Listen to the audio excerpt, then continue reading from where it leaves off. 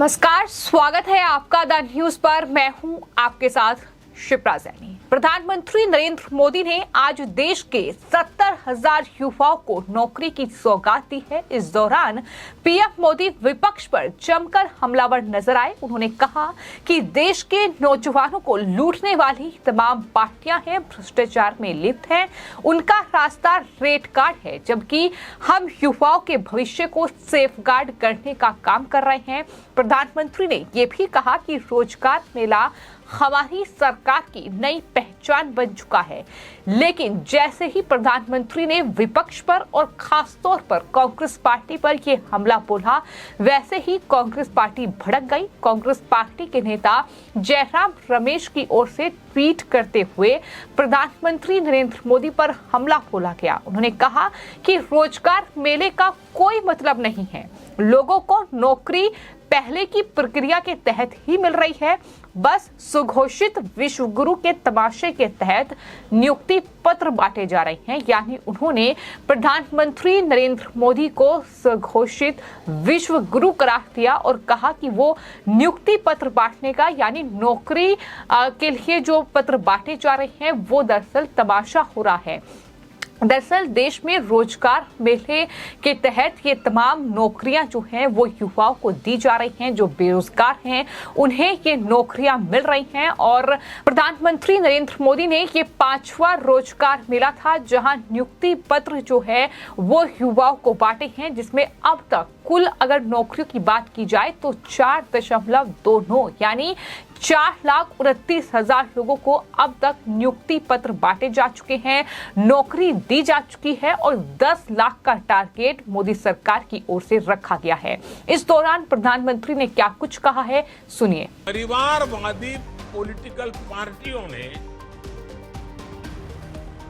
हर व्यवस्था में भाई भतीजावाद को बढ़ावा दिया। जब सरकारी नौकरी की बात आती थी तो उसमें ये परिवारवादी पार्टियां भाई भतीजावाद, सिफारिश और भ्रष्टाचार को ही बढ़ावा देती।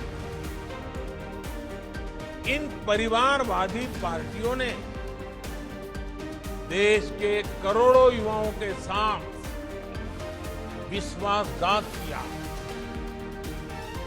2014 में हमारी सरकार बनने के बाद अब भर्ती परीक्षाओं में पारदर्शिता भी आई है और भाई भतीजावाद भी खत्म हो रहा है।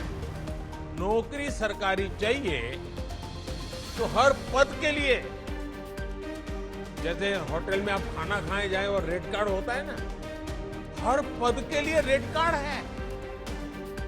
रेड कार्ड बताया गया और रेड कार्ड भी कैसा है, छोटे छोटे गरीबों को लूटा जा रहा है। अगर आप सफाई कर्मी की नौकरी चाहिए तो उसके लिए आपको ये रेट रहेगा, भ्रष्टाचार में इतना देना पड़ेगा। अगर आपको ड्राइवर की नौकरी चाहिए तो ड्राइवर की नौकरी के लिए ये रेट रहेगा। अगर आपको क्लर्क की नौकरी चाहिए, टीचर की नौकरी चाहिए, नर्स की नौकरी चाहिए तो आपको ये रेट रहेगा। आप सोचिए, हर पद के लिए उस राज्य में रेट कार्ड चला करता है और कटमनी का कारोबार चलता है। देश का नौजवान कहां जाएगा? ये स्वार्थी राजनीतिक दल जॉब्स के लिए रेड कार्ड बनाते हैं। आपके सामने दो चीजें साफ हैं। एक तरफ परिवारवादी वो पार्टियां, भाई भतीजावाद करने वाली वो पार्टियां, भ्रष्टाचार में रोजगार के नाम पर देश के नौजवानों को लूटने वाली पार्टियां, जो रेड कार्ड, हर चीज में रेड कार्ड, हर चीज में कटमनी, उनका रास्ता है रेड कार्ड। जबकि हम युवाओं के उज्जवल भविष्य को सेफ गार्ड करने पर काम कर रहे हैं। रेट कार्ड आपकी काबिलियत को, आपके सामर्थ्य को, आपके सपनों को चूर चूर कर देते हैं। हम आपके सेफ गार्ड में लगे हैं जो आपके सपनों के लिए जीते हैं, आपके संकल्पों को साकार करने के लिए काम करते हैं। आपकी हर इच्छा आकांक्षा, आपके परिवार की हर इच्छा आकांक्षा, उसको सेफगार्ड करने में हम लगे। तो एक तरफ विपक्षी पार्टियां हैं, फिर चाहे वो कांग्रेस पार्टी हो, आम आदमी पार्टी और तमाम अलग अलग दल जो हैं वो बेरोजगारी को एक मुद्दा बनाकर प्रधानमंत्री नरेंद्र मोदी और उनकी सरकार को घेरने की कोशिश कर रहे हैं। लगातार वो रोजगार के मामले पर सरकार पर सवाल उठा रहे हैं और एक तरफ प्रधानमंत्री नरेंद्र मोदी ने आज जब युवाओं को ये नियुक्ति पत्र बांटे हैं, ये नौकरियों की सौगात दी है, तो इस दौरान प्रधानमंत्री नरेंद्र मोदी विपक्ष पर जमकर हमलावर नजर आए। उन्होंने यूपीए शासनकाल का जिक्र किया और जाहिर तौर पर कांग्रेस पार्टी पर बड़ा हमला बोला। उन्होंने कहा कि एक तरफ परिवारवादी पार्टियां हैं, भ्रष्टाचार करने वाली पार्टियां हैं, देश के नौजवानों को लूटने वाली पार्टियां हैं, उनका रास्ता है रेट कार्ड, यानी वो रेट में नौकरियां बांट रहे हैं, जबकि हम युवाओं के भविष्य को सेफगार्ड करने का काम कर रहे हैं। रेट कार्ड आपके सपनों को चूर चूर कर देते हैं, जबकि हम आपके संकल्पों को साकार करने में लगे हुए हैं। ये तमाम बड़ी बातें प्रधानमंत्री नरेंद्र मोदी की ओर से कही गई, लेकिन उसके बाद कांग्रेस पार्टी के नेता जयराम रमेश की ओर से जो ट्वीट किया गया, उन्होंने ट्वीट करते हुए अपनी बौखलाहट कहीं ना कहीं एक तरीके से दिखाई है और जयराम रमेश की ओर से एक लंबा चौड़ा ट्वीट किया गया है। उन्होंने ट्वीट करते हुए लिखा कि हम बिल्कुल स्पष्ट करते हैं कि रोजगार मेले का कोई मतलब नहीं है, कोई नई नौकरी नहीं है। इसके बजाय ये जो कर रहा है वो शासन के व्यक्तिकरण को पूर्ण बना रहा है।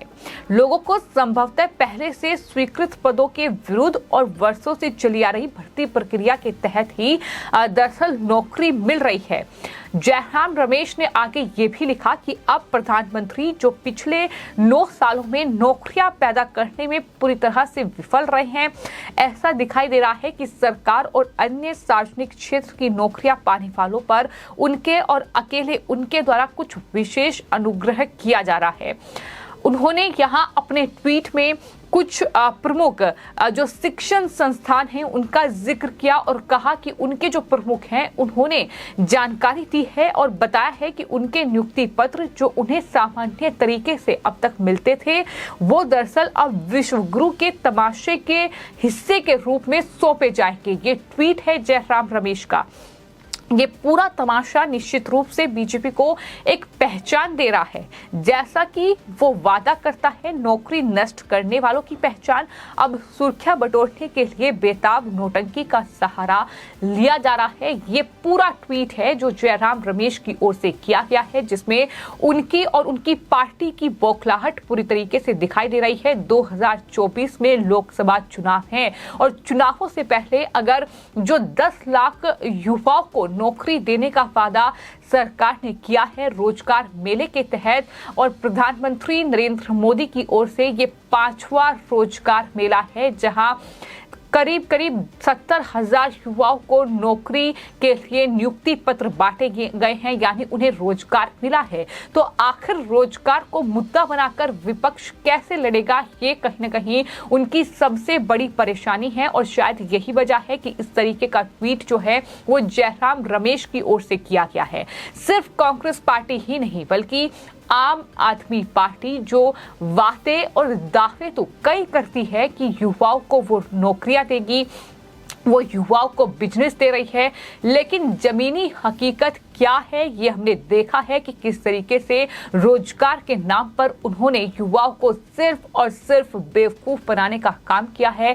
यही वजह है कि अब कहीं ना कहीं इसे मुद्दा बनाकर सरकार को घेरने की कोशिश, लेकिन फिलहाल जो आंकड़े हैं वो हम सब के सामने हैं कि प्रधानमंत्री नरेंद्र मोदी ने 2022 में जिस रोजगार मेले की शुरुआत की थी, टारगेट ये रखा गया था कि 10 लाख नौकरियां वो इस रोजगार मेले मेले के तहत युवाओं को देंगे और अपने इस टारगेट पर काम करते हुए अब तक मोदी सरकार ने 5 रोजगार मेले लगाए हैं और उसमें 4,29,000 लोगों को अब तक नौकरियां मिल चुकी हैं। तो ऐसे में विपक्ष की ये बौखलाहट है जो देखने को मिल रही है और साथ ही प्रधानमंत्री ने इस दौरान जो बड़ा हमला विपक्ष पर बोला है, उन्होंने ये साफ तौर पर कहा कि विपक्ष परेशान है कि भारत की अर्थव्यवस्था मजबूत हो रही है। रूस और यूक्रेन के युद्ध जैसे हालात में भी भारत किस तरीके से अपनी अर्थव्यवस्था को मजबूत कर रहा है, भारत कोविड महामारी जैसी जो चुनौतीपूर्ण स्थिति है उससे कैसे निपट रहा है, ये विपक्ष की परेशानी है और यही वजह है कि विपक्ष की ये बौखलाहट इस तरीके से देखने को मिल रही है।